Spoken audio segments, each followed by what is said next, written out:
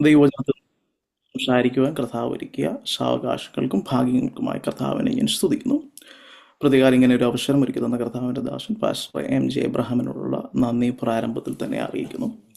കഴിഞ്ഞ രണ്ടാഴ്ചകൾക്ക് മുമ്പ് കർത്താവിൻ്റെ ദാസൻ എന്നെ വിളിക്കുകയും ഇങ്ങനൊരു മീറ്റിങ്ങിനെ കുറിച്ച് പറയുകയും ചെയ്തു.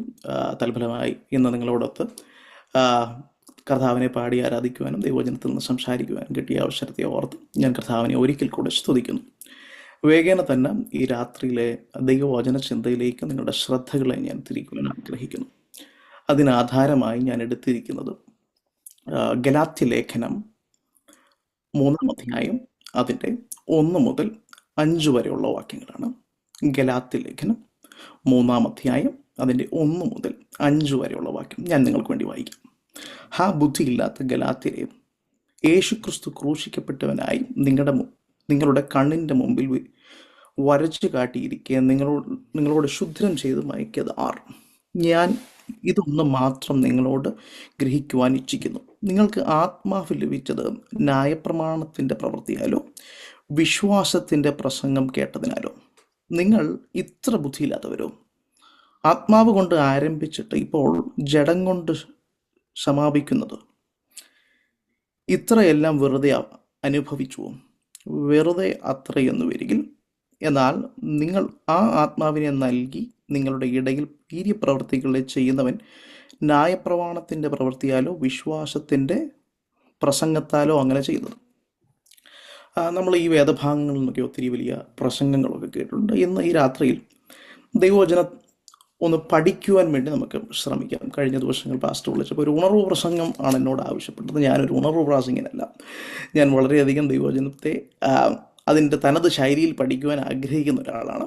അതുകൊണ്ട് പഠനാത്മകമായി ദൈവവചന വിചിന്തനത്തിലേക്ക് നിങ്ങളുടെ ശ്രദ്ധകളെ ഞാൻ ഇത്തരണത്തിൽ സ്വാഗതം ചെയ്യുന്നു.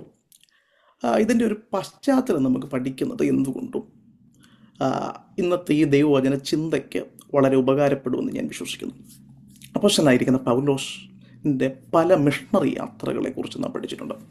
തൻ്റെ മൂന്ന് മിഷണറി യാത്രയെക്കുറിച്ച് ബൈബിളിൽ നമുക്ക് കാണുവാൻ സാധിക്കും.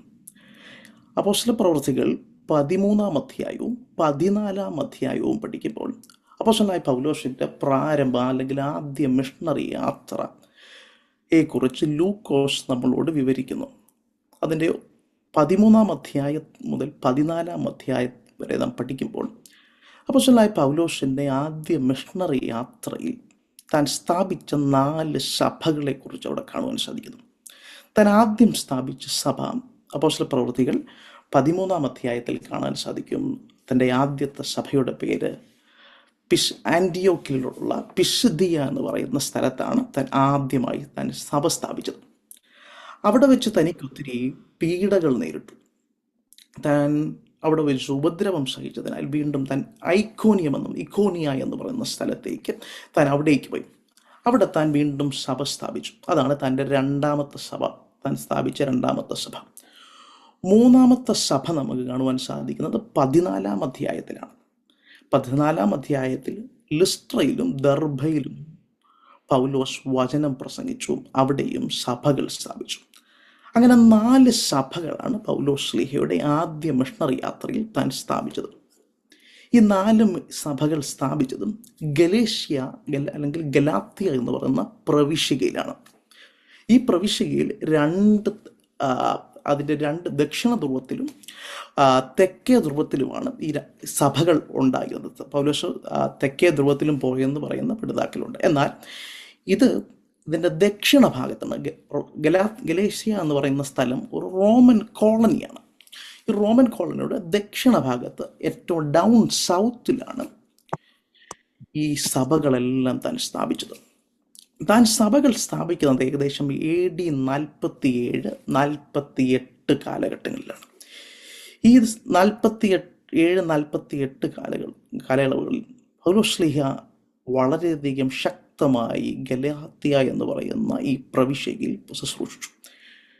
തൻ്റെ ശുശ്രൂഷയൊക്കെ കഴിഞ്ഞ് താൻ യെരൂശലേമിലേക്ക് മടങ്ങുമ്പോൾ, അതായത് അപ്പോസ്തല പ്രവൃത്തി 14-ാം അധ്യായത്തിൻ്റെ അവസാനവും 15-ാം അധ്യായത്തിൻ്റെ ഇടയിലുള്ള ഭാഗം AD 48 അല്ലെങ്കിൽ 49, ഈ സമയത്ത് തൻ യെരൂശലേമിലേക്കുള്ള തൻ്റെ യാത്രയിൽ തൻ്റെ ചെവിയിൽ വന്ന് കേട്ട ആലോചന പ്രകാരം, അല്ലെങ്കിൽ താൻ കേട്ട കാര്യങ്ങൾ മനസ്സിലാക്കിയിട്ട് താൻ സ്ഥാപിച്ച സഭകളെ അഡ്രസ്സ് ചെയ്തുകൊണ്ട് അവരെ പ്രബോധിപ്പിച്ചുകൊണ്ട് എഴുതുന്ന ഒരു അനുഗ്രഹീതമായിരിക്കുന്ന ലേഖനമാണ് ഗലാത്യ ലേഖനം.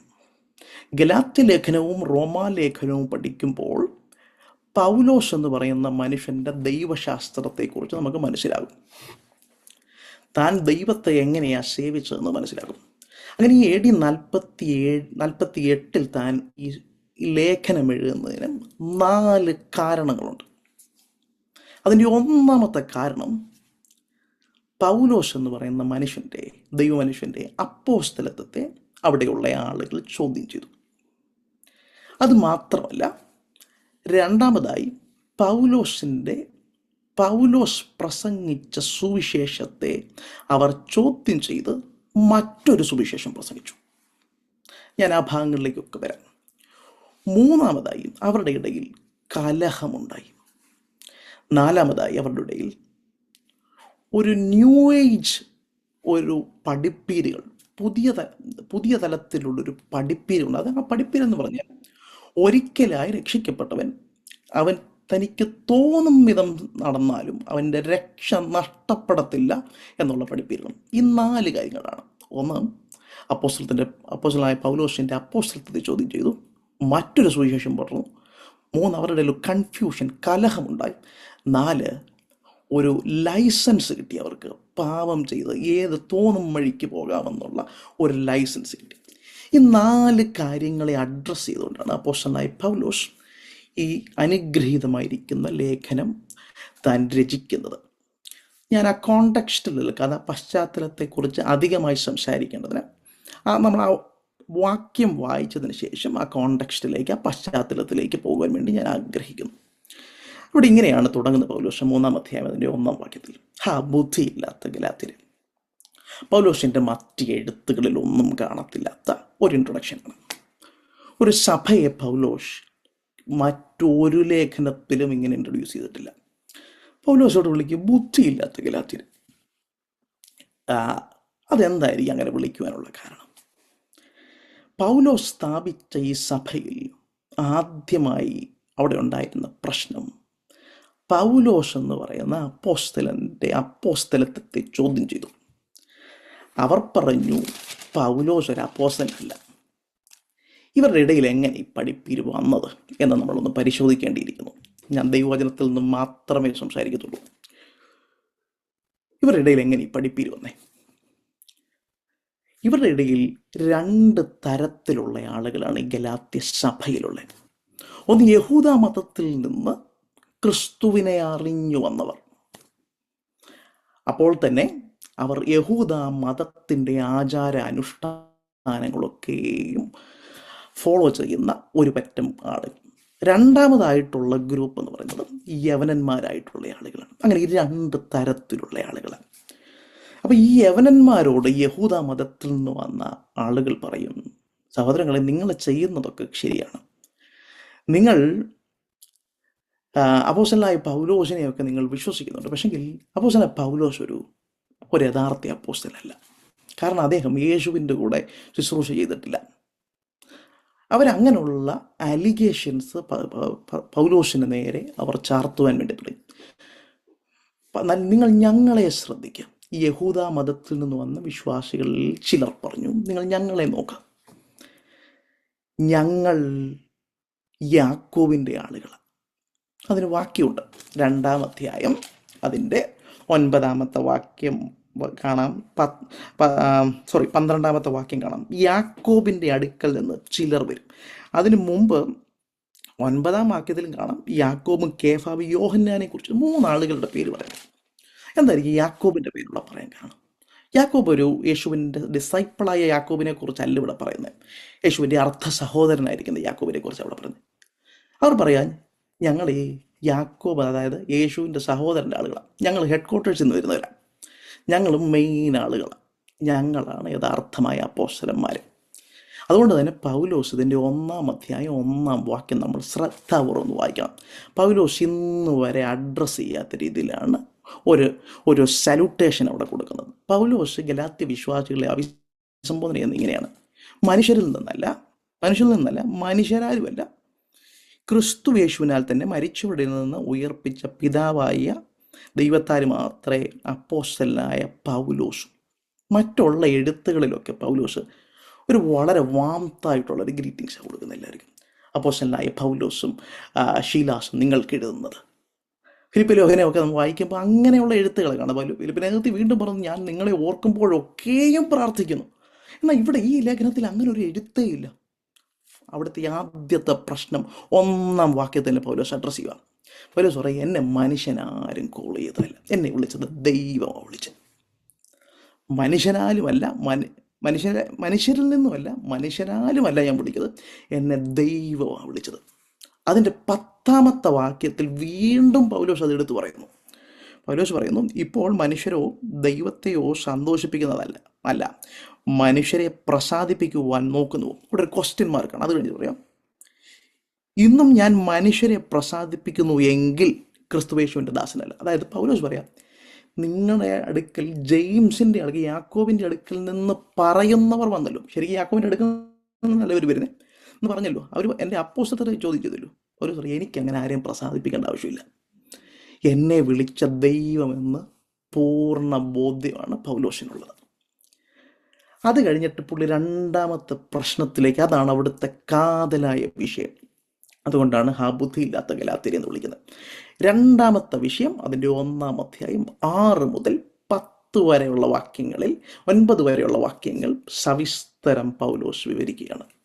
അവിടുത്തെ പ്രശ്നം ഇതായി: സഭയിലെ അവർ ക്രിസ്തുവിൻ്റെ കൃപയിൽ നിന്ന് നിങ്ങളെ വിളിച്ചവനെ വിട്ട് ഇത്ര വേഗത്തിൽ വേറൊരു സുവിശേഷത്തിലേക്ക് മറിയുന്നു. മറ്റൊരു സുവിശേഷം ഇവരുടെ ഇടയിൽ കയറി. അതായത് പൗലോസ് പ്രസംഗിച്ചതിലും വ്യത്യസ്തമായ മറ്റൊരു സുവിശേഷം. ഈ രാത്രിയിൽ ആ മറ്റൊരു സുവിശേഷത്തെക്കുറിച്ചാണ് എനിക്ക് കാതലായി സംസാരിക്കാനുള്ളത്. ആ സുവിശേഷം എന്തെന്ന് ഞാനൊന്ന് വിവരിക്കാം. ഈ യഹൂദ മതത്തിൽ നിന്ന് കർത്താവിങ്കിലേക്ക് വന്ന കുറച്ച് ആളുകളുണ്ട്. അവർ പറഞ്ഞു, നിങ്ങൾ പിതാവായ ഈ യവനന്മാരായിരിക്കുന്ന ആളുകളോട് പറഞ്ഞു, സഹോദരങ്ങളെ, നിങ്ങൾ പിതാവായ ദൈവത്തെ ആരാധിക്കുന്നുണ്ടോ? അവർ പറഞ്ഞു, യെസ്, ഞങ്ങൾ ആരാധിക്കുന്നുണ്ട്. പുത്രനായ ക്രിസ്തുവിൽ നിങ്ങൾ വിശ്വസിക്കുന്നുണ്ടോ? അവർ പറഞ്ഞു, ഞങ്ങൾ നിശ്ചയമായിട്ടും വിശ്വസിക്കുന്നുണ്ട്. നിങ്ങൾക്ക് പരിശുദ്ധാത്മാവിൻ്റെ അഭിഷേകം കിട്ടിയിട്ടുണ്ടോ? അവർ പറഞ്ഞു, ഞങ്ങൾ പരിശുദ്ധാത്മാവിനാൽ നിറഞ്ഞവരാണ്. അപ്പോൾ ഇവർ പറയും, അതൊക്കെ കൊള്ളാം, പക്ഷെ നിങ്ങൾ ഒരു കാര്യം മിസ് ചെയ്യുന്നുണ്ട്. മോശയുടെ ന്യായപ്രമാണം നിങ്ങൾ അനുസരിക്കുന്നില്ല. നിങ്ങൾ ചെയ്യുന്നതൊക്കെ കൊള്ളാം, പക്ഷെ നിങ്ങൾ ചില കാര്യങ്ങൾ മിസ് ചെയ്യുന്നുണ്ട്. നിങ്ങൾ ഞങ്ങൾക്ക് തന്ന, ഞങ്ങളുടെ പിതാവായ മോശ തന്ന ന്യായപ്രമാണം നിങ്ങൾ അനുസരിക്കുന്നില്ല. നിങ്ങൾ പരിച്ഛേദന ഏൽക്കുന്നില്ല. നിങ്ങൾ ദിവസങ്ങളും മാസങ്ങളും ആചരിക്കുന്നില്ല. നിങ്ങൾ പെരുന്നാളുകൾ ആചരിക്കുന്നില്ല. നിങ്ങൾ ഇപ്പം ചെയ്യുന്നതൊക്കെയും കൊള്ളാം, പക്ഷേ നിങ്ങൾ ചിലതൂടെ ആഡ് ചെയ്യണം. എന്തിനാ ആഡ് ചെയ്യണം എന്ന് പറയുന്നവരെ? എങ്കിലേ ഉള്ളൂ സാൽവേഷൻ അഥവാ രക്ഷ നിങ്ങൾക്ക് കിട്ടത്തുള്ളൂ. രക്ഷ കിട്ടണമെങ്കിൽ ഞങ്ങൾ ഈ പറഞ്ഞതോടെ ചെയ്യണം എന്നായിരുന്നു അവരുടെ ഉപദേശം. അതാണ് പൗലോസ് മറ്റൊരു സുവിശേഷം എന്ന് പറയുന്നത്. ഇന്നും നമ്മുടെ മധ്യത്തിൽ, നമ്മുടെ ക്രിസ്തീയ പെന്തക്കോസ്ത് കൂട്ടായ്മകളിലൊക്കെ ഇങ്ങനെയുള്ള പുതിയ ഉപദേശങ്ങൾ വരുന്നുണ്ട്. ബൈബിളിന് വിപരീതമായിട്ടുള്ള ഉപദേശങ്ങൾ. ബൈബിൾ നമുക്ക് പറഞ്ഞിരിക്കുന്ന ഉപദേശം നാം വിശ്വാസത്താലും കൃപയാലും അത്രേ നാം രക്ഷിക്കപ്പെട്ടത്. എന്നാൽ നമ്മുടെ ഇടയിൽ പുതുതലത്തിലുള്ള ഒരു പഠിപ്പീരുകൾ കയറി വരുന്നുണ്ട്. അതുകൊണ്ട് അങ്ങനെ പഠിപ്പിക്കുന്നവരെ കുറിച്ച് പൗലോസ് അതിൻ്റെ 7-ാം അധ്യായത്തിൽ 7-ാം ഭാഗം 1:7 പറയുന്നു, വേറൊരു സുവിശേഷം എന്നല്ല. അതിന് ഇംഗ്ലീഷിൽ ഇച്ചൂടെ എന്നാലും, it is not really a gospel at all. അങ്ങനെ പഠിപ്പിക്കുന്നതും അതൊരു ഗോസ്പലേ അല്ല, അത് സുവിശേഷമേ അല്ല. നമുക്ക് ദൈവവചനത്തിനോട് ഒന്നും ആഡ് ചെയ്യുവാൻ ദൈവം നമ്മളെ അനുവദിക്കുന്നില്ല. ആഡ് ചെയ്യുവാൻ മാത്രമല്ല, അതിൽ നിന്ന് എടുത്തു കളയുവാനും ദൈവം നമ്മളെക്കുറിച്ച് ആഗ്രഹിക്കുന്നില്ല. അത് ദൈവത്തിന് ഇഷ്ടമല്ല. അതുകൊണ്ട് പൗലോസ്ലീഹ അതിൻ്റെ 7-ാം വാക്യത്തിൽ പറയുന്നു, ഞങ്ങൾ ഒരിക്കൽ നിങ്ങളോട് അറിയിച്ച സുവിശേഷത്തിന് വിപരീതമായി സ്വർഗത്തിൽ നിന്ന് ദൂതൻ വന്ന് പ്രസംഗിച്ചാലും അവൻ ശാപമുണ്ട്, അവൻ ശപിക്കപ്പെട്ടവൻ. സോ ഇതാണ് മറ്റൊരു സുവിശേഷം. ഈ നമ്മുടെ ഇപ്പോഴത്തെ ഈ പെന്തക്കോസ്ത് സമൂഹത്തിലും പുതിയ പഠിപ്പീരുകളിൽ നമുക്ക് കാണാറുണ്ടല്ലോ, ദൈവവചനത്തിൽ റെഫറൻസുകളില്ലാത്ത പഠിപ്പീരുകൾ. 2-3 എക്സാമ്പിളുകൾ ഞാൻ പറയും. അതിലൊരെണ്ണമാണ് റോറിങ് ഇൻ ദ സ്പിരിറ്റ്. ഇപ്പോഴത്തെ ഒരു പുതിയൊരു, അവർ പറയും നിങ്ങൾ യേശു അവൻ ലയൺ ഓഫ് ജൂഡയാണ്, യഹൂദ വംശത്തിൻ്റെ സിംഹമത്ര. അപ്പം ചില ആളുകൾ വന്ന് പറയും സിംഹം എങ്ങനെ റോർ ചെയ്യും, അതുപോലെ നിങ്ങൾ ആത്മാവിൽ റോർ ചെയ്യണം. മറ്റൊരു സുവിശേഷമാണ് പ്രോസ്പെരിറ്റി ഗോസ്പൽ. ഇതൊന്നും ബൈബിളായിട്ട് അലൈൻ ചെയ്തു പോകുന്നതല്ല. ഇവിടെ പൗലോസ്ലീഹ അക്കാലത്ത് വേറൊരു സുവിശേഷം, ഇന്നും ഇതിൻ്റെ മറ്റൊരു പകർപ്പ് നമ്മുടെ ഇടയിലുമുണ്ട്. സോ ഇങ്ങനെ സഭയ്ക്കകത്ത് പ്രശ്നങ്ങളുണ്ടായപ്പോൾ പൗലോസ്ലീഹ ഗലാത്യരെ അഭിസംബോധനയുണ്ട്, സഹോദരങ്ങളെ നിങ്ങൾ ബുദ്ധിയില്ലാത്തവരായിപ്പോയല്ലോ, നിങ്ങൾ ഇത്ര ബുദ്ധിയില്ലാത്തവരായിപ്പോയി. അത് കഴിഞ്ഞിട്ട് പൗലോസ്ലീഹ 1:9 പറയുന്നു, എന്നാൽ ഞാൻ നിങ്ങളോട് അറിയിച്ചതിന് വിപരീതമാകട്ടെ സ്വർഗത്തിൽ നിന്ന് ഒരു ദൂതനാകട്ടെ നിങ്ങളോട് സുവിശേഷം അറിയിച്ച് അവൻ ശപിക്കപ്പെട്ടവൻ. അത് മാത്രമല്ല, അദ്ദേഹം പറഞ്ഞു, ഞാൻ മുമ്പ് പറഞ്ഞതുപോലെ ഇപ്പോൾ പിന്നെയും പറഞ്ഞിരുന്നു, നിങ്ങൾ കൈക്കൊണ്ട സുവിശേഷത്തിന് വിപരീതമായി ആരെങ്കിലും സുവിശേഷം അറിയിച്ചാൽ അവൻ ശപിക്കപ്പെട്ടവൻ. ഇതാണ് ഇവിടുത്തെ 2-ാമത്തെ വിഷയം. 3-ാമത്തെ വിഷയം പൗലോസ് 3:8 പറയുന്നത്. ഈ എബ്രായൽ അല്ലെങ്കിൽ യഹൂദ വിശ്വാസത്തിൽ വന്നവർ ഈ ജെൻഡൈൽസിനോടാണ് പറയുന്നത്, അതായത് യവനന്മാരോടാണ് പറയുന്നത്, നിങ്ങൾ ഇതൊക്കെ അനുസരിച്ചാലേ ഉള്ളൂ നിങ്ങൾക്ക് സാൽവേഷൻ കിട്ടത്തുള്ളൂ. അപ്പോൾ 3-ാമത്തെ വിഷയം അവർ പറഞ്ഞ് ഒരു കൺഫ്യൂഷൻ ഈ സഭയ്ക്കകത്തുണ്ട്. അത് 3:28 കാണുന്നത്. 3-ാം അധ്യായം 28-ാം വാക്യത്തിൽ പറയുകയാണ്, അതിനാൽ യഹൂദനെന്നും യവനനുമെന്നല്ല, ദാസനും സ്വതന്ത്രമെന്നല്ല, ആണും പെണ്ണുമെന്നല്ല, നിങ്ങളെല്ലാം ക്രിസ്തുവിലൊന്നത്രേ. അതായത് ഇവർ ഈ ഡിവിഷൻ ഇതിനകത്ത് കൊണ്ടുവന്നു. ചില ആളുകൾ വന്നിട്ട് പറഞ്ഞു, നിങ്ങൾ ഈ മോശ പറഞ്ഞ ന്യായപ്രമാണം അനുസരിച്ചാലേ ഉള്ളൂ നിങ്ങൾ സ്വർഗത്തിൽ പോകത്തുള്ളൂ. പക്ഷേ യഥാർത്ഥമായിട്ടുള്ള വിശ്വാസികൾ അതിനകത്തുണ്ട്. അപ്പോൾ അവിടെ ഒരു ഡിസ്റ്റിങ്ഷൻ കൊണ്ടുവന്നു. സഭയ്ക്കകത്ത് 2 ധ്രുവത്തിലെ ആളുകളെ കൊണ്ടുപോയി. അതുകൊണ്ടാണ് പൗലോസ്ലീഹ അവിടെ അഡ്രസ്സ് ചെയ്യുന്നത്, ഇനി ആണെന്നും പെണ്ണെന്നും ഇല്ല, ഇനി യഹൂദനെന്നും യവനനൊന്നുമില്ല, എല്ലാവരും ഒന്നത്രേ. സോ ഇവിടുത്തെ ഏറ്റവും വലിയ പ്രശ്നം, 3 വലിയ പ്രശ്നങ്ങൾ. 4-ാമത്തെ വിഷയം ഇതിനോട് അനുബന്ധിച്ചുള്ള, അത് നമുക്ക് പിന്നീട് അതിനെക്കുറിച്ച് സംസാരിക്കാം. അപ്പം ഇതെല്ലാം കണ്ടിട്ട് പൗലോസ്ലീഹയുടെ ഹൃദയം വേദനിച്ചോട് പറയാം, നിങ്ങൾ ബുദ്ധിയില്ലാത്തവരായിപ്പോയി. അവിടം കൊണ്ടും പൗലോസ്ലീഹ നിർത്തുന്നില്ല. ബുദ്ധിയില്ല എന്ന് പറഞ്ഞിട്ടും പൗലോസ്ലീഹ താൻ ഈ ഗലാത്യരെ അഡ്രസ്സ് ചെയ്യാൻ നിർത്തുന്നില്ല. അത് കഴിഞ്ഞിട്ട് പറയുവാണ്, ഇംഗ്ലീഷിൽ ആണ് അതിൻ്റെ ഒരു നല്ല ട്രാൻസ്ലേഷൻ കിടക്കുന്നത്, ഹു ഹാസ് ബിവെച്ച്ഡ് യു, അല്ലെങ്കിൽ നിങ്ങളെ ആരാണ് ശുദ്രം ചെയ്ത് മയക്കിയത്. നോക്കണം, ഇവർ നല്ലവണ്ണം കർത്താവിനെ ആരാധിച്ചുകൊണ്ടിരുന്ന വിശ്വാസികളാണ്. അതിൻ്റെ 5-ാം അധ്യായം 7-ാം വാക്യം വായിക്കാം.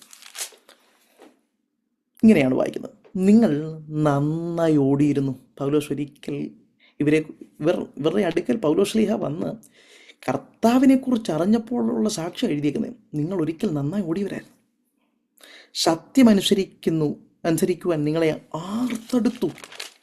ആരാ നിങ്ങളുടെ കണ്ണുകളെ കെട്ടിയത്? സത്യം അറിയാതിരിക്കാൻ നിങ്ങളുടെ കണ്ണുകളെ ആരോ കെട്ടി. സത്യം വളരെ സിമ്പിളാണ്. നിങ്ങൾ യേശുവിൽ വിശ്വസിക്കുക, അവൻ്റെ ആത്മാഭിഷേകം നേടിയ ആളുകളാണ്, കിട്ടിയ ആളുകളാണ്. അവരാണ് ഇപ്പം മറ്റൊരു സുവിശേഷത്തിലേക്ക് ചെരിയത്. അത് കഴിഞ്ഞിട്ട് പൗലോസ്ലീഹ 3-ാം അധ്യായത്തിൻ്റെ 1-ാം വാക്യത്തിൽ മറ്റൊരു കാര്യം കൂടെ പറയുന്നുണ്ട്. ക്രിസ്തു യേശു ക്രൂശിക്കപ്പെട്ടവനായി നിങ്ങളുടെ മുമ്പിൽ വരച്ചു കാട്ടിയിരിക്കെ നിങ്ങളെ ശുദ്ധിരം ചെയ്ത് മതകയറി. നമുക്കറിയാം, ഗലാത്യയിലുള്ള വിശ്വാസികളാരും യേശു ക്രിസ്തു ക്രൂശിക്കപ്പെട്ടത് കണ്ടിട്ടില്ല. പിന്നെ എന്താ പൗലോസ്ലീഹ അങ്ങനെ പറയുന്നത്? പൗലോസ് പറയുകയാണ്, യേശു ക്രിസ്തു ക്രൂശിക്കപ്പെട്ടവനെ നിങ്ങളുടെ കണ്ണിൻ്റെ മുൻപിൽ വരച്ച് കാട്ടിയിരിക്കുക. അത് അവിടെ നമുക്കൊരു നല്ല ഒരു ഹിൻഡ് കിട്ടും. പൗലോസിൻ്റെ പ്രസംഗത്തെ പറ്റിയുള്ള ഒരു നല്ല ഒരു ഹിൻഡ്. അത് പൗലോസ് എന്തോ പ്രസംഗിച്ചതെന്ന് അവിടെ വന്നിട്ടില്ല. പൗലോസ് പ്രസംഗിച്ചത് മൊത്തം ക്രൂശിക്കപ്പെട്ടവനായ ക്രിസ്തുവിനെ കുറിച്ച്. ഗലാത്യയിലുള്ള വിശ്വാസികൾ ഒരിക്കലും ക്രിസ്തുയേശു മരിച്ചത് കണ്ടിട്ടില്ല. പക്ഷെ പൗലോസ് പ്രസംഗിച്ചപ്പോൾ അവർ കണ്ടു, ക്രിസ്തുവിനെ കണ്ടു.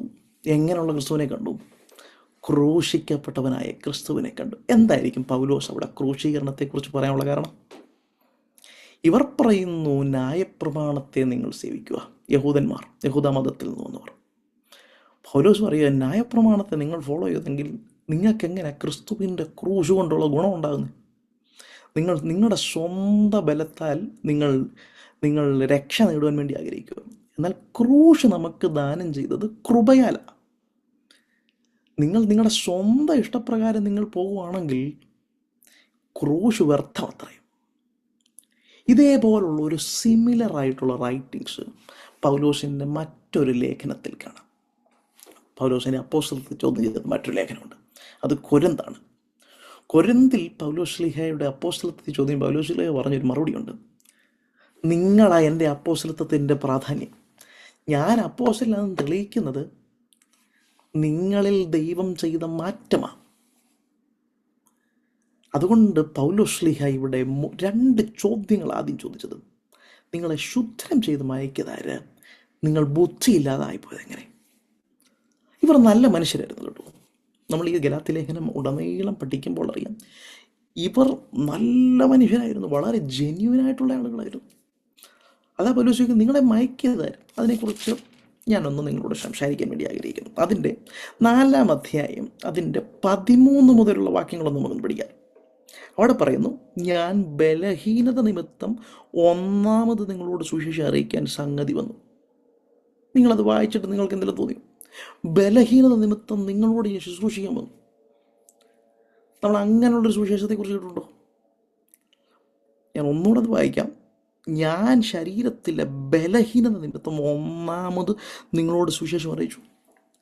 എൻ്റെ പൗലോസിൻ്റെ ബലഹീനത കാരണമാണ് പൗലോസ് ഗലാത്യയിൽ എത്തിത്താൻ അവിടെ സുവിശേഷം അറിയിച്ചു. അവിടെ വലിയ വിടുതലുകൾ നടന്നു. അപ്പോസ്തലപ്രവൃത്തി 13-14 വായിക്കുമ്പോൾ കാണുവാൻ സാധിക്കും അതിനെക്കുറിച്ച്. എൻ്റെ കൂടെ നിങ്ങളൊന്ന് വരണമേ. അപ്പോസ്തലപ്രവൃത്തി 14-ാം അധ്യായത്തിൽ നമുക്ക് കാണുവാൻ സാധിക്കും. അതിൻ്റെ 8-ാം വാക്യത്തിൽ കാണും, 14:8. ലുസ്ത്രയിൽ അമ്മയുടെ ഗർഭം മുതൽ മുടന്തരായി ഒരിക്കലും നടന്നിട്ടില്ലാത്തയും കാലിന് ശക്തിയില്ലാത്ത ഉള്ള ഒരു പുരുഷൻ ഇരുന്നിരുന്നു. അവൻ പൗലോസിൻ്റെ പ്രസംഗം കേട്ടതും അവനെ ഉറ്റുനോക്കി സൗഖ്യം പ്രാപിക്കുവാൻ അവന് വിശ്വാസമുണ്ടെന്ന് കണ്ടിട്ട്, നീ എഴുന്നേറ്റ് കാൽ കാലൂന്നി നിവർന്നു നിൽക്കുക എന്ന് ഉറക്കെ പറഞ്ഞു. അവൻ കുതിച്ചെഴുന്നേറ്റു. സോ ഈ സഭകളിലെല്ലാം വലിയ അത്ഭുതങ്ങൾ നടന്ന. സോ പൗലോസിൻ്റെ 2-ാമത്തെ ചോദ്യം 3-ന്റെ 2-ാമത്തെ വാക്യത്തിലുണ്ട്. അവിടെ പൗലോസ് പറയുകയാണ്, ഞാൻ നിങ്ങളോടൊരു കാര്യം ചോദിക്കട്ടെ. പൗലോസിനെ ഇപ്പം അവരിൽ നിന്ന് പഠിക്കണമെന്നൊരാഗ്രഹമുണ്ട്. അവരവരോട് ചോദിക്കുക, നിങ്ങൾക്ക് ആത്മാവിനെ വെച്ച് ന്യായപ്രമാണത്തിൻ്റെ പ്രവൃത്തിയാലോ വിശ്വാസത്തിൻ്റെ പ്രസംഗം കേട്ടോ? സോ ഈ അപ്പോസ്തലപ്രവൃത്തി 14-ാം അധ്യായത്തിൽ ഞാൻ ഇപ്പോൾ പറഞ്ഞ ലുസ്ത്രയിൽ അമ്മയുടെ ഗർഭം മുതൽ മുടന്തനായിരുന്നവരും ഗലാത്യ സഭയിലെ വിശ്വാസിയാണ്. ഇപ്പം അവരെല്ലാം മറ്റൊരു സുവിശേഷത്തിലേക്ക് പൊയ്ക്കൊണ്ടിരിക്കുക, ഒരു പുതിയ ഉപദേശത്തിലേക്ക് പൊയ്ക്കൊണ്ടിരിക്കുക. പൗലോസിൻ്റെ ചോദ്യം അവരോടാണ്, നിങ്ങളിൽ ആദ്യ നാളുകളിൽ ദൈവം പ്രവർത്തിച്ചത് നിങ്ങൾ ചെയ്ത ന്യായപ്രമാണത്തിൻ്റെ പ്രസംഗം കൊണ്ടാണോ, അതോ നിങ്ങളിൽ ദൈവത്തിൻ്റെ ആത്മാവ് പരിവർത്തിച്ചത് കൊണ്ടാണോ? അതിൻ്റെ 4-ാം അധ്യായം, ഗലാത്യ ലേഖനം 4-ാം അധ്യായം ഞാൻ തൊട്ട് മുമ്പ് വായിച്ച വാക്യം നമുക്ക് ഒന്നുകൂടെ വായിക്കാം. അപ്പോൾ ഇവരിൽ വലിയ പ്രവർത്തികൾ നടന്നു. പൗലോസ് ഇവിടെ ചെന്നപ്പോൾ ഇവർ പൗലോസിനെ വെൽക്കം ചെയ്ത സഭ, അതിനെക്കുറിച്ചും ഗലാത്യ ലേഖനത്തിൽ പറയുന്നു. 4-ന്റെ 14-ാം വാക്യത്തിൽ പറയുന്നു, എൻ്റെ ശരീരം സംബന്ധമായി നിങ്ങൾക്കുണ്ടായ പരീക്ഷ നിമിത്തം നിങ്ങൾ നിന്നയോ വെറുപ്പോ കാണിക്കാതെ ദൈവദൂതനെ പോലെ ക്രിസ്തുവിനെ പോലെ എന്നെ കൈക്കൊണ്ടതത്ര ചെയ്തത്. അവിടെ നമ്മൾ ഇന്ന് വരെ കണ്ടിട്ടില്ലാത്ത രീതിയിലാണ് പൗലോസ് എഴുതിയത്. എൻ്റെ സംബന്ധമായി നിങ്ങൾക്കുണ്ടായ പരീക്ഷ. പൗലോസിൻ്റെ പരീക്ഷ നിമിത്തമാണ് പൗലോസ് അവിടെ ചെന്നത്. പൗലോസ് അവിടെ ചെന്നപ്പം പൗലോസിനുണ്ടായിരുന്ന ശരീരത്തിൽ താൻ അനുഭവിച്ചത് ഇവർക്കൊരു പരീക്ഷയായിരുന്നു. അതെന്തുവായിരുന്നത്? പൗലോസ് സ്വതവേ ഒരു കുറുകിയ മനുഷ്യനെ, വലിയ നീളമില്ലാത്ത 5 അടി പൊക്കമുള്ള മനുഷ്യൻ, വളരെ തിക്കായിട്ടുള്ള ഐബ്രോസ് ഉള്ള, വളരെ പതുങ്ങിയ മൂക്കുള്ള, ഒരു കൂനുള്ളൊരു മനുഷ്യനായിരുന്നു. അത് മാത്രമല്ല അവരെ പരീക്ഷിച്ചത്. അവർ പൗലോസിനെ നോക്കിയപ്പോൾ പൗലോസിൻ്റെ കണ്ണുകൾ പഴുത്തിരിക്കുന്നു. നമുക്കറിയാം പൗലോസിന് കണ്ണിന് അസുഖമുണ്ടെന്ന്. ഗലാത്യയിലെ 6-ാം അധ്യായത്തിൽ കാണാം പൗലോസ് വലിയ അക്ഷരങ്ങൾ എഴുതുകയെ കാഴ്ചയ്ക്ക് വിഷയമുണ്ട്. പൗലോസിനെ അവർ നോക്കുമ്പോൾ പൗലോസിൻ്റെ കണ്ണൊക്കെ പഴുത്തിരിക്കുന്നു. അതവർക്കൊരു പരീക്ഷയായിരുന്നു. എന്നാൽ പൗലോസ് പ്രസംഗിച്ച പ്രസംഗം തേജസ്സിൻ്റെ സുവിശേഷമായിരുന്നു. ആ തേജസ്സിൻ്റെ സുവിശേഷം കേട്ടവരെക്കുറിച്ച് പൗലോസ് പറയുന്നത്, നിങ്ങൾ എന്നെ ക്രിസ്തുവിൻ്റെ ദൂതനെ പോലെ നിങ്ങൾ ഏറ്റെടുത്തു. എന്നാൽ ഇപ്പോൾ മറ്റൊരു സുവിശേഷം നിങ്ങളുടെ ഇടയിൽ വന്നു. പൗലോസിനെ അവർ സ്വീകരിക്കുക മാത്രമല്ല ചെയ്തത്. നിങ്ങളതിൻ്റെ 14-ാം അധ്യായം അതിൻ്റെ 15-ാം വാക്യം വായിക്കണം. നിങ്ങളുടെ ഭാഗ്യപ്രശംസ എവിടെ? കഴിയുമെങ്കിൽ നിങ്ങളുടെ കണ്ണ് ചൂഴ്ന്ന് എനിക്ക് തരുമായിരുന്നു. അത്ര നല്ല വിശ്വാസികളായിരുന്നു. പൗലോസിൻ്റെ കണ്ണിൻ്റെ പ്രശ്നം കണ്ടപ്പോൾ അവർ പറയാ, ഞങ്ങളുടെ കണ്ണ് ചൂഴ്ന്ന് തരുവാൻ റെഡിയായ വിശ്വാസികളാണ്. ഇപ്പം പൗലോസിനെതിരായി പവർ. ഒരു ട്രാൻസിഷൻ നമുക്ക് കാണാം അവിടെ. ഒരിക്കൽ ആത്മാവിൻ്റെ പ്രവർത്തിയാൽ ദൈവം വലിയ കാര്യങ്ങൾ ചെയ്ത ഒരു ജനസമൂഹം, എന്നാൽ മറ്റൊരു ഉപദേശം സഭയ്ക്കകത്ത് കടന്നു കയറിയതിനാൽ അവർക്കിപ്പോൾ അവരുടെ ചർച്ച് തുടങ്ങിയ പാസ്റ്ററേയും വേണ്ട, അദ്ദേഹം പറഞ്ഞ ഉപദേശവും വേണ്ട. ഇന്നും നമ്മുടെ സഭകളിൽ ഇതൊക്കെ സംഭവിക്കുന്നുണ്ട്. ഇന്നും മറ്റൊരു സുവിശേഷത്തിന് വേണ്ടി ആളുകൾ ഓടുന്നുണ്ട്. എന്താണ് മറ്റൊരു സുവിശേഷം? നമ്മുടെ ഇടയിൽ രോഗസൗഖ്യം തരുന്നത് മാത്രമല്ല യേശുവിനെ കൊണ്ട് ചെയ്യാൻ പറ്റുന്നത്. അതിലും അപ്പുറം എനിക്ക് തന്ന നിത്യത, എൻ്റെ അകത്തവൻ പകർന്നിരിക്കുന്ന ഈ ആത്മാവാണ് ഏറ്റവും വലുത്. ഞാൻ വളരെ ലളിതമായി നമുക്ക് സംസാരിക്കാം. സഹോദരങ്ങൾ, രോഗസൗഖ്യത്തിൽ ഞാൻ വിശ്വസിക്കുന്നൊരു മനുഷ്യനാണ്. ദൈവം രോഗത്തിന് സൗഖ്യം തരുന്ന ആണ് നമ്മുടെ കടഭാരമായിട്ട് ദൈവം, അതൊക്കെ വിശ്വസിക്കുന്നു. പക്ഷെ അതല്ല നമ്മുടെ അൾട്ടിമേറ്റ് ഗോൾ. നമ്മുടെ അൾട്ടിമേറ്റായിട്ട് നമ്മൾ വീക്ഷിക്കേണ്ടത് നമ്മുടെ രക്ഷയാണ്. വളരെ സിമ്പിളായിട്ട് ഞാൻ പറയും. നമ്മൾ കടയിൽ കയറി ഒരു വഴിയിൽ പോകുമ്പോൾ നമ്മളൊരു ഹോട്ടൽ കണ്ടു. ഹോട്ടലിൽ കയറിയിട്ട് നമ്മൾ ചമ്മന്തി വാങ്ങിക്കേണ്ട, ദോശ വാങ്ങിച്ചാൽ ചമ്മന്തി കിട്ടും. ഇതൊരു പാക്കേജാണ്. നമ്മൾ ദോശയ്ക്ക് വേണ്ടി കാംക്ഷിച്ചാൽ മതി, അതിൻ്റെ കൂട്ടത്തിൽ ചമ്മന്തിയും വടയൊക്കെ വന്നോളും. സോ ഇപ്പോഴത്തെ പ്രശ്നം, ആളുകൾ ചമ്മന്തിക്ക് വേണ്ടി ഓടുന്നേ. ചമ്മന്തി അല്ല ഇവിടെ പ്രാധാന്യം, ശരിക്കുള്ള ആഹാരമാണ് വേണ്ടത്. അവൻ ദൈവവചനത്തിലേക്ക് നിങ്ങൾ മടങ്ങി വരണമെന്നാണ് പൗലോസ് ശ്ലീഹയോട് ആഗ്രഹിക്കുന്നത്. പൗലോസ് പറയാം, നിങ്ങൾ ബുദ്ധിയില്ലാത്തവരാ. നിങ്ങളുടെ ഉള്ളിൽ ആദ്യം പകർന്ന ആത്മാവ് നിങ്ങളുടെ വർക്ക് കൊണ്ടാണ് നടന്നത്, നിങ്ങൾ ചെയ്ത നല്ല സൽപ്രവർത്തികൾ കൊണ്ടാണ് നടന്നത്, അതോ ആത്മാവ് നിങ്ങളിൽ പരിവർത്തിച്ചത് കൊണ്ടാണോ? ആത്മാവ് നിങ്ങളിൽ പരിവർത്തിച്ചു കൊണ്ടാണ് ഗലാത്യരെ നിങ്ങൾ കർത്താവിനെ അറിഞ്ഞത്. അതുകൊണ്ട് പൗലോസ് ശ്ലീഹ യഥാർത്ഥ സുവിശേഷത്തിലേക്ക് ഇവർ മടങ്ങി വരണമെന്ന് ആഗ്രഹിച്ചെഴുതുവാണ്. ഹാ ബുദ്ധിയില്ലാത്ത ഗലാത്യരെ, നിങ്ങളുടെ കണ്ണിനെ ആർ മൂടിയിരിക്കുന്നു. അതിൻ്റെ ഗ്രീക്ക് പദത്തിൽ നാം പഠിക്കുകയാണെങ്കിൽ, ഞാൻ ആ ഗ്രീക്ക് വാക്ക് ഇവിടെ പറയാൻ ഉദ്ദേശിക്കുന്നില്ല. നിങ്ങളുടെ കണ്ണിൽ ആരാണ് ഒരു ഈവിളായി കാസ്റ്റ് ചെയ്തത്? ഒരു ദുഷ്ട കണ്ണ് നിങ്ങളിൽ ആരാ തന്നത്? അങ്ങനെ ആരെങ്കിലും തന്നിട്ടുണ്ടെങ്കിൽ അവൻ ശപിക്കപ്പെട്ടവനത്രേ. അത് കഴിഞ്ഞിട്ട് പൗലോസ് ശ്ലീഹ ഈ ദർഭയിലൊക്കെ താൻ ശുശ്രൂഷ ചെയ്തുവരുന്ന കാലത്തെക്കുറിച്ച് നമുക്കൊന്ന് പഠിക്കണം.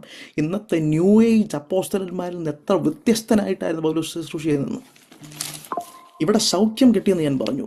13-ാം അധ്യായം ലിസ്ത്രയിലെ ജന്മന നടക്കാൻ പറ്റാത്ത ആളുകളിന് സൗഖ്യമായി. അവന് സൗഖ്യമായപ്പോൾ അവിടെയുള്ള ആളുകൾ എന്താ ചെയ്യുന്നത് നമുക്കൊന്ന് പഠിക്കാം. 14-ാം അധ്യായത്തിൽ 14-ാം അധ്യായം അതിൻ്റെ 11 മുതൽ താഴോട്ടൊന്ന് വായിച്ചാൽ, അപ്പോസ്തല പ്രവൃത്തി 14-11 മുതൽ താഴോട്ട് വായിക്കുമ്പോൾ പൗലോസ് ചെയ്തത് പുരുഷാരം കണ്ടിട്ട് ദേവന്മാർ മനുഷ്യരൂപത്തിൽ നമ്മുടെ ഇടയിൽ ഇറങ്ങി വന്നിരിക്കുന്നു. അത് കഴിഞ്ഞിട്ട് 12-ാം വാക്യം, ബർണബാസിനെ അവർ വിളിച്ചു ഇന്ദ്രൻ. ഇന്ദ്രൻ എന്ന് പറയുന്നത് സൂയിസ് എന്ന് പറയുന്ന ഒരു ഗ്രീക്ക് ദേവനാണ്. അത് കഴിഞ്ഞിട്ട് പറയുന്നു, മുഖ്യപ്രസംഗനായിരിക്കുന്ന പൗലോസിനെ അവർ വിളിച്ചു ബുധൻ. അത് അവരുടെ ഒരു ഗ്രീക്ക് ദേവനായിരുന്നു. അത് കഴിഞ്ഞിട്ട് അവർ ചെയ്ത് നിങ്ങൾ കേൾക്കണം. അതിൻ്റെ 14-ാമത്തെ വാക്യത്തിൽ 13-ാമത്തെ വാക്യത്തിൽ പട്ടണത്തിൻ്റെ മുമ്പിലുണ്ടായിരുന്ന ഇന്ദ്രക്ഷേത്രത്തിലെ പുരോഹിതൻ കാളയെയും പൂമാലകളെയും ഗോപുരത്തിങ്കിൽ കൊണ്ടുവന്ന് പുരുഷാരത്തോടു കൂടെ യാഗം കഴിക്കുവാൻ ഭവിച്ചു. അത് കഴിഞ്ഞിട്ട് ഇത് അപ്പോസ്റ്റലനായ ബർന്നബാസും പൗലോസും കേട്ടിട്ടു വസ്ത്രം കീറി. ഇന്ന് പാസ്റ്റേഴ്സ്, ഇന്നത്തെ അപ്പോസ്റ്റലന്മാർ ഒരു സെലിബ്രിറ്റി സ്റ്റാറ്റസിന് വേണ്ടി നോക്കുന്നവരാ. ഇവിടെ നിങ്ങൾ നോക്കിക്കേ, പൗലോസ് ഇതൊക്കെ കേട്ടിട്ട് പൗലോസിനെ അവർ ദേവൻ എന്നൊക്കെ അഭിസംബോധന ചെയ്യുമ്പം പൗലോസ് വസ്ത്രം കീറി. ഒരു യഹൂദൻ വസ്ത്രം കീറുന്നത് 3 കാര്യങ്ങളിലാണ്. ഒന്ന്, അവൻ അതിതീവ്ര ദുഃഖിതനാകുമ്പോഴാണ്. 2, അവൻ്റെ ഉള്ളിലെ പാപത്തെ മനസ്സിലാക്കുമ്പോഴവൻ വസ്ത്രം കീറും. 3, ദൈവദൂഷണം പറയുമ്പോൾ അവൻ വസ്ത്രം കീറും. ഇവിടെ പൗലോസിനെ ഒരു ദേവനാക്കി അവർ മാറ്റി ഗലാത്യയിലുള്ളവർ ഒരു കാലത്ത്. അവരന്ന് വിശ്വാസത്തിൽ വന്നിട്ടില്ല. അവൻ പൗലോസ് വസ്ത്രം കീറി. ഇന്നത്തെ ന്യൂ ഏജ് അപ്പോസ്റ്റൽസ് ആണെങ്കിൽ അവർ ഒരു 10 ബ്ലാക്ക് കാറ്റ്സിനെയും വെച്ചത് നടക്കും. പക്ഷെ പൗലോസിനെ നിങ്ങളൊന്ന് കേൾക്കണം. പൗലോസ്, എനിക്കാരുടെ സഹായം വേണ്ട, എന്നെ നിങ്ങൾ ഉയർത്തണ്ട, ഞങ്ങൾ നിങ്ങളെപ്പോലെ സാധാരണ മനുഷ്യർ. പക്ഷെ ഞങ്ങളിൽ പരിവർത്തിച്ചൊരു ആത്മാവ് നിങ്ങളെയും വിടുവിച്ചത്. ആ ആത്മാവ് നിങ്ങളെ ഒരിക്കൽ വിടുവിച്ചു. നിങ്ങൾ എന്നിട്ട് ഇപ്പം തിരിഞ്ഞു നടക്കുക. നിങ്ങളുടെ ഒരു മെറ്റനോയ നടന്നു, ഒരു ട്രാൻസ്ഫോർമേഷൻ നിങ്ങളിൽ നടന്നു. നിങ്ങൾ പാപത്തിൻ്റെ വഴിയിൽ പോയവർ തിരിഞ്ഞു നടന്നവരാ നിങ്ങൾ. എന്നാൽ ഇപ്പോൾ നിങ്ങൾ എവിടെ നിന്ന് വന്നു അവിടേക്ക് തിരിഞ്ഞു പോയി. പഴയ നിയമത്തിൽ ഇതിൻ്റെ നല്ലൊരു എക്സാമ്പിളുണ്ട്. അബ്രഹാമും, നമുക്ക് മത്തായിയുടെ സുവിശേഷം 14-ാം അധ്യായം 1-ാം അധ്യായം 14 മുതൽ വായിക്കുമ്പോൾ നമ്മൾ ആ ഭാഗങ്ങളൊന്നും വായിക്കാറില്ല. ജീനിയോളജി ആയതുകൊണ്ട് അത് വായിക്കാറില്ല. അവിടെ പറയുന്നത് കാണാം, അബ്രഹാം മുതൽ ദാവീദ് വരെ 14 തലമുറ. അത് കഴിഞ്ഞിട്ട് പറയുന്നു, ദാവീദ് മുതൽ 15-ാം തലമുറ മുതൽ 28-ാം തലമുറ വരെ ബാബിലോണിൽ. അതായത് അബ്രഹാം എവിടും തുടങ്ങി അവിടെ തന്നെ തിരിച്ചെത്തി. ഇപ്പം ഇവർ പൊക്കോണ്ടിരിക്കുന്ന ആ വഴിക്ക് എവിടെ നിന്ന് തുടങ്ങിയോ അങ്ങോട്ട് പോവാം, ഒരു ലൂപ്പിലായി പോവാം. പൗലോസ് ഗലാത്യയിലുള്ള വിശ്വാസികളോട് വീണ്ടും പൗലോസ് ഒരു ചോദ്യം ചോദിക്കുക. അതിൻ്റെ 3-ാം അധ്യായത്തിൽ വീണ്ടും ആദ്യം ചോദിച്ച ചോദ്യം തന്നെ വീണ്ടും ചോദിക്കുക. നിങ്ങൾ ഇത്ര ബുദ്ധിപ്പെട്ടവരോ? നിങ്ങൾ ഇത്ര നല്ല മനുഷ്യരായിരുന്നു. നിങ്ങളിൽ ദൈവം വലിയ പ്രവൃത്തികൾ ചെയ്തു. നിങ്ങൾ നന്നായി ഓടിയവരാ. നിങ്ങൾ എന്നെ കണ്ടപ്പോൾ ദൈവദൂതനെ പോലെ നിങ്ങൾ സ്വീകരിച്ചു. നിങ്ങളുടെ കണ്ണ് ചൂഴ്ന്നു തരുവാൻ നിങ്ങൾ റെഡിയായവരാ. നിങ്ങൾ എന്നെ ഒത്തിരി ഇഷ്ടപ്പെട്ട മനുഷ്യന്. നിങ്ങൾ ക്രിസ്തുവിൻ്റെ സുവിശേഷത്തെ അതിനുവേണ്ടി നിങ്ങൾ കാംക്ഷിച്ചവരാ. എന്നാൽ നിങ്ങളുടെ ഇടയിൽ ഒരു മറ്റൊരു സുവിശേഷം കയറി. ആ സുവിശേഷം നിങ്ങളെ നിത്യതയിലേക്കല്ല കൊണ്ടുപോകുന്നേ, മറിച്ച് നിങ്ങളെ നിത്യ നരകത്തിലേക്ക് കൊണ്ടുപോകുന്ന സുവിശേഷമാണ്. അത് കേട്ട് പൗലോസ് ചോദിക്കുക, നിങ്ങൾ എത്ര ബുദ്ധികെട്ടവരായി പോയോ? നിങ്ങൾ നല്ല ഓട്ടം ഓടിയവരാ, പക്ഷെ നിങ്ങൾ ഇപ്പോൾ പോകുന്ന വഴി ശരിയല്ല. നിങ്ങളൊരു ദുരന്തത്തിലേക്കുള്ള യാത്രയാണ്. അതുകൊണ്ട് പൗലോസിനോടുള്ള എതിർപ്പുകളുടെ മധ്യത്തിലൊക്കെയും പൗലോസിനൊരു വിശ്വാസമുണ്ട്, ഇവർ തിരിച്ചു വരും എന്നുള്ള വിശ്വാസമുണ്ട്. അത് അതിൻ്റെ 4-ാം വാക്യത്തിലും 5-ാം വാക്യത്തിലും കാണുവാൻ സാധിക്കും. അതുകൊണ്ട് നിങ്ങൾ ഇത്ര ബുദ്ധി കെട്ടവരോ? ആത്മാവ് കൊണ്ട് ആരംഭിച്ചിട്ട് ഇപ്പോൾ ജഡം കൊണ്ട് സമാപിക്കുന്നത് ക്വസ്റ്റ്യൻ മാർക്കാണ്. വീണ്ടും നിങ്ങൾ ആത്മാവ് കൊണ്ടാണ് നടന്നത്. നിങ്ങളിൽ ചെയ്ത വീര്യപ്രവൃത്തികളൊന്നും ആത്മാവിനല്ല ചെയ്ത്. പക്ഷെ ഇപ്പം നിങ്ങൾ ജഡത്തിൽ ആശ്രയിക്കുന്നത്. നിങ്ങൾ വിശ്വസിക്കുകയാണ് ജഡം കൊണ്ടേ ഉള്ളൂ, നിങ്ങളുടെ പ്രവൃത്തി കൊണ്ടേ ഉള്ളൂ സ്വർഗത്തിൽ നിങ്ങൾ പോകത്തുള്ളൂ. അത് വലിയ തെറ്റാണ്. മറിച്ച് നിങ്ങൾ ചെയ്യേണ്ടതുണ്ട്, നിങ്ങൾ ക്രിസ്തുവിൽ നിങ്ങൾ ആശ്വസിക്കണം, ക്രിസ്തുവിൽ ആശ്രയിക്കണം. സ്വയശക്തി കൊണ്ട് ജീവിതത്തെ മുമ്പോട്ട് നയിക്കാൻ നോക്കുന്ന ഒരു പറ്റം ഗലാത്യ വിശ്വാസികൾ, അവരെ പൗലോസ് പ്രബോധിപ്പിക്കുന്നു, നിങ്ങൾ ഇപ്പോൾ പോകുന്ന വഴി തെറ്റാ, മറിച്ച് ക്രിസ്തുവിങ്കിലേക്ക് നിങ്ങൾ വരിക. പൗലോസിൻ്റെ പ്രസംഗം മൊത്തം ക്രിസ്തുവേശുവിൻ്റെ ക്രൂശിനെ പറ്റിയാണ്. ക്രൂശിക്കപ്പെട്ട ക്രിസ്തുവിനെയാണ് പൗലോസ് എല്ലായിടത്തും പ്രസംഗിച്ചത്. പൗലോസ് യേശുവിനെ അനുഗമിക്കുവാൻ കാരണം, അതിലൊരു കാരണം ഞാൻ പറയാം. പൗലോസ് ഒരു പരീശനായുണ്ടായിരുന്നു, ഒരു ഫാരസിയായിരുന്നു അദ്ദേഹം. പരീശന്മാരേ ഉള്ളൂ ഉയർത്തെഴുന്നേൽപ്പിൽ വിശ്വസിക്കുന്നവർ. സദൂക്യർ വിശ്വസിക്കുന്നില്ല, പരീശർ വിശ്വസിക്കുന്നുണ്ട്. പൗലോസ് ദമസ്കോസിലേക്ക് പോകുന്ന വഴിയിൽ വെച്ച് ഉയർത്തെഴുന്നേറ്റ യേശുവിനെ കണ്ടു. അതവൻ്റെ ജീവിതത്തിൽ വലിയ മാറ്റങ്ങൾ കൊണ്ടുവന്നു. വീണ്ടും പിന്നീട് അറേബ്യയിൽ പോയി അവിടെ 3.5 വർഷം ഇരുന്നു, ദൈവസന്നിധിയിലിരുന്നു പഠിച്ചു. വീണ്ടും താൻ യെരൂശലേമിലേക്ക് വരുന്നു. സോ ഈ യാത്രകളിലൊക്കെയും പൗലോസ് എക്സ്പീരിയൻസ് ചെയ്തൊരു ക്രിസ്തുവിനെയാണ് ഇവരിലേക്ക് പൗലോസ് താൻ പകർന്നു നൽകിയത്. പക്ഷെ ഇവർ ബുദ്ധിയില്ലാത്തവരായിപ്പോയി. നാം പലപ്പോഴും ഇങ്ങനെ ബുദ്ധിയില്ലാത്തവരായി പോകാറുണ്ടോ എന്ന് നമ്മളെ തന്നെ ഒന്ന് വിചിന്തനം ചെയ്യണം. 4-ാം വാക്യത്തിൽ പൗലോസ് ഒരു ചോദ്യം കൂടി ചോദിക്കുന്നുണ്ട്. ഇത്രയെല്ലാം വെറുതെ അനുഭവിച്ചോ?